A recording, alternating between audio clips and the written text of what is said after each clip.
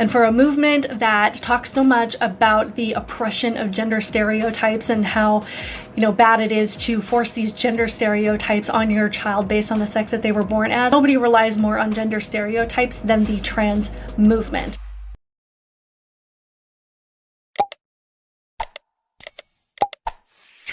Welcome to my channel, Outspoken Samantha. If you are new here, welcome. Be sure to hit that subscribe button. If you're returning, welcome back. Thank you so much for the support. On my channel, I like to give my opinion and perspective on things that are happening today, things that I think actually matter to everyday people, especially those of us trying to raise kids in the insanity known as today's society. Please like this video, leave your thoughts in the comments below, and share it with others.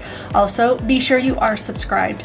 All of these things help me to grow my channel and hopefully reach more people that value logic, reason, and sanity. Also, be sure to find me on Rumble under Outspoken Samantha in the event that YouTube decides I have violated their community standards and chooses to kick me off their platform forever. That being said, let's get into today's topic. So let's talk about Boston Children's Hospital.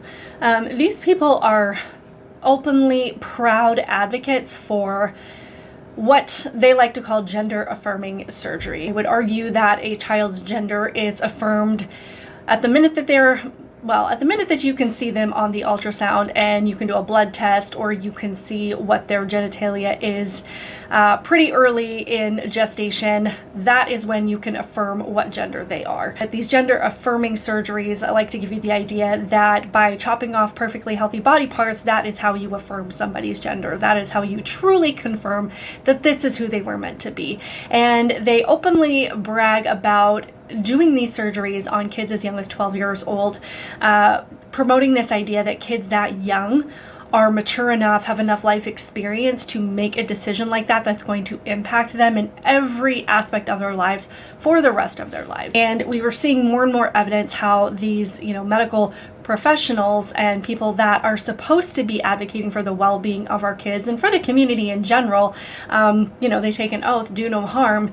Yet they seem to be more concerned with what is trending, what is popular, with appeasing a certain ideology instead of what is actually beneficial for kids in general. So it's just really unfortunate to see. So I came across this video from Boston Children's Hospital just pushing this idea that even as young as infancy, kids know if they're transgender. And they like to say that there's all this science to back it up. It's almost like they believe that at a cellular level that kids are just going to know if they are transgender, yet the only evidence they ever seem to provide is they picked up the opposite gender toy, or they gravitated towards something that was stereotypically the opposite gender of the way they were born, whether it's a boy that likes the color pink or a girl that likes to pick up dinosaurs. Like, this seems to be the extent of the science that they have to back up these ideas, and this is what they're using to make these lifelong decisions with children, to give them the idea that this is something that they're going to be happy with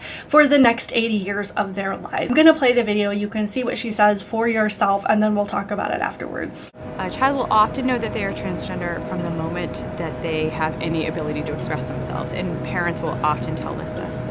We have parents who tell us that their kids, they knew from the minute they were born practically, and actions like refusing to get a haircut, or standing to urinate, or trying to stand to urinate, refusing to stand to urinate, trying on siblings' clothing, playing with the quote opposite gender toys, things like that. There is more and more a group of adolescents that we are seeing that really are coming to the realization that they might be trans or gender diverse a little bit later on in their life.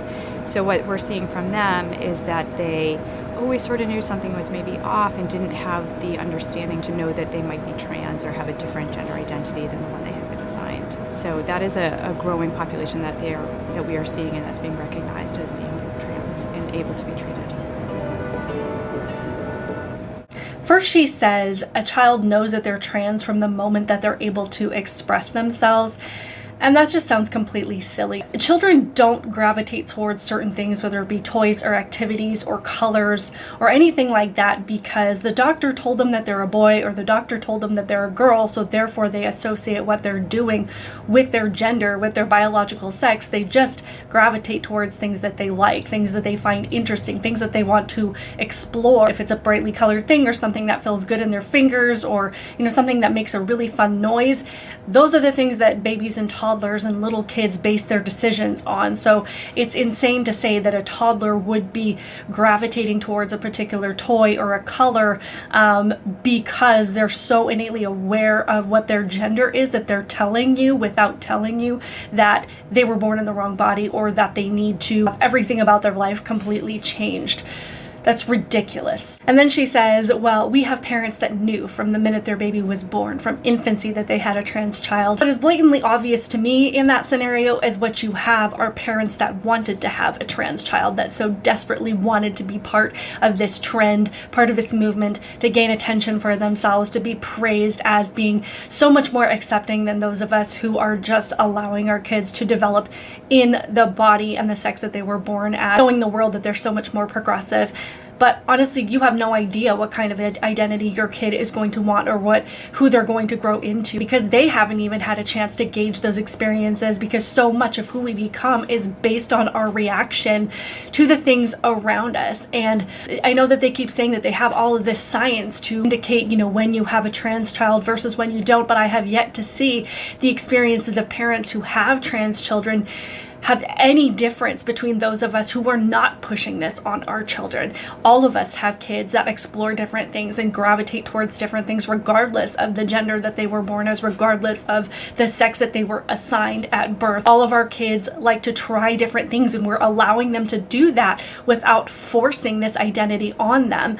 And all of these trans activists and all of these people that fall into this ideology like to say that, forcing gender norms on kids is what's harmful to them, to which I would respond, by not allowing your kid to just get comfortable in the body that they were born as before making all of these life-changing decisions for them, you are being far more forceful with who they are than me as a parent who is just allowing them to explore different things without making big assumptions about who they're going to be for the next 90 years. So then she brings up this thing that I hear so often, that these signs that your kid is transgender are things like refusing to get a haircut, refusing to stand to urinate, trying on their siblings' clothing, or playing with the opposite gender toys. This is the science that they are relying on to set your kid down a path of needing drugs and hormones and surgery to maintain their identity for the rest of their lives. Drugs that do have permanent consequences regardless of what they will tell you. They're not being honest with you if they're not telling you about the permanent consequences of these things. They're not telling you anything that really differentiates a trans child from a child that's not. Refusing to get a haircut. I gave my boys haircuts last night, and I still had to argue with my son, who's almost 12 years old, about sitting down and getting a haircut. I have been cutting his hair since he was a baby, and he has argued with me every single time. And through the whole process, both he and his brother are like, is it over yet? Is it over yet? Are we done yet? Can we be done now? They hate it. They've always hated it, but that doesn't mean that either one of them are a girl. And if you are using that as an excuse to say that your child is trans, that means you are looking for a reason to have a trans child. Trying on siblings' clothes or playing with the opposite gender's toys. My middle son and my daughter play together the most frequently because they both have, really big imagination. My daughter will play with dinosaurs and army men, and my middle son will usually appease her by playing with the toys that she wants to play with at times. But that doesn't mean that either one are trying to be the opposite gender. Again, the things that they are pointing out as the science and the indicators that your kid was born in the wrong body are no different than the things that every other kid is going through. It goes on to say that there's this mass group of adolescents, this increasing group that believe that they might be trans or gender diverse. And honestly, what you have are kids that are going through the natural process of going through puberty, experiencing the anxiety that comes from your body changing and your hormones changing and being on this constant emotional roller coaster, and wondering if your peers accept you or what they really think of you or who you want to be and how you want to express yourself. This normal process that every teen goes through at this point in time in their lives. Not to mention this massive mental health crisis that we are seeing, this surge of anxiety and depression in kids. But instead of calming those fears about their body changing and their feelings changing and helping them through a time that every teen has experienced for hundreds of years, or addressing the depression and anxiety that they might have as such, the only solution that they believe that these kids need is to do the opposite of accepting your body or accepting yourself. yourself for who you are, and that is changing literally everything about yourself. And for a movement that talks so much about the oppression of gender stereotypes and how bad it is to force these gender stereotypes on your child based on the sex that they were born as. Nobody relies more on gender stereotypes than the trans movement. All of the things that they describe as indicators that you might be trans rely on, if you're a girl that likes the color pink or you like princesses, then that means you're a girl. And if you don't adhere to those things, then that means you're trans. Or if you're a boy that likes the color blue and dinosaurs, then that means you're a boy. And if you don't like those things, or you like something that's more stereotypically female, then that means that you're trans, when really all of the things that they're referring to are just personality types. If you were in a room full of 100 people, you would never be able to point out exactly who is 100% gender conforming and who is not. Really what it is just this spectrum of personalities. It's the fact that you can have women at the one end of the spectrum that like things that are pink and glittery and girly and like to wear high heels and do conform to more of those stereotypes, and you have men at the other end of the spectrum who like to repair cars and get their hands dirty and have short hair, and then you have everything in between, but you don't have one person that adheres to all of these things all the time. And we kind of fluctuate throughout our lives as well. I went through a phase when I was a teenager where I preferred to wear these big baggy jeans, and I cut my hair really short at one time, and I'm a completely different person now, and I've gone through different phases in my life. And I know the things that my boys perhaps played with more when they were younger, they play with different things now, or they have different interests now. So these things, like I said, that these doctors and that these trans activists are relying on to say that your kid was born in the wrong body are no different than every human being just expressing themselves as they are and realizing that they can be a woman and still like the things that they want to like, and still pursue the path that they want to pursue or have the interests that they want to have, and not change everything about who they are to be happy. One of the last points that she makes is that these kids coming to her, these teens coming to her, keep saying, well, I always knew that something was off. I knew that, something was perhaps different about me. And that just comes with the fact that as you get older, you realize that not everybody is exactly the same.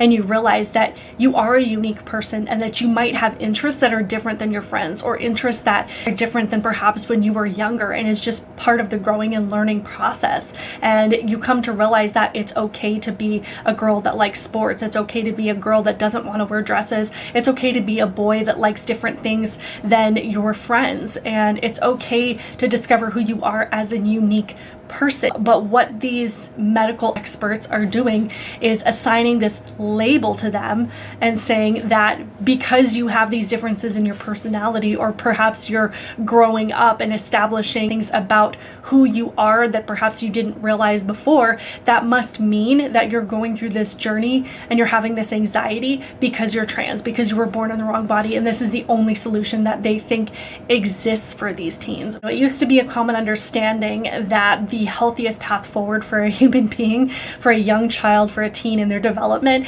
was to teach them how to accept themselves, to not compare themselves to other people, to not measure their interests and their talents and skills against other people.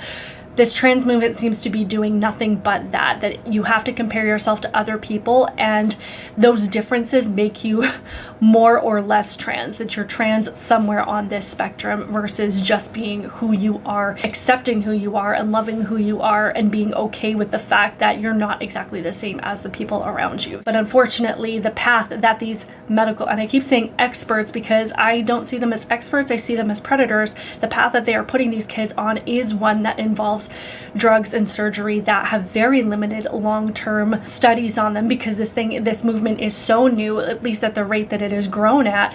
And their solution to this is to make these kids into permanent medical patients, because there is no way for them to maintain this identity without these things, without these drugs, without medical intervention for the rest of their lives. Honestly, as I said in a previous video, I don't know why you would want to do that to your child, because there are kids that are born with medical conditions where they do have to rely on medicine and drugs and surgery throughout their lives, and you should feel blessed as a parent that you have a child that doesn't have to do that, that is healthy and that is strong strong and doesn't need to, spend time in a hospital or spend time, with all of these other interventions constantly, that they can live their lives without it. And you should be doing everything you can to keep your child healthy and not make that a part of their lives. I keep hearing a lot of people say that, oh, there's no medical professionals that are transitioning kids under the age of 18. If you just go look at Boston Children's Hospital on their Twitter page, they have video after video, even on their website, admitting to medically transitioning kids as young as 12 years old, doing double mastectomies on girls that are that young, and they're proud of it. They have no shame, they have no hesitation to do this, and it is absolutely shameful because these kids are going to have to live with the impacts of this for the rest of their lives at a time when there's absolutely no way that they could know that this is what they want. It is predatory and it is dangerous. Please like this video, leave your thoughts in the comments below, and also share it with others if you feel that it's worth sharing. Also, be sure you are subscribed to my channel. I would love your support on that. Hit the notification bell so you can be notified every time I post a video, and I'll see you in the next one. Bye.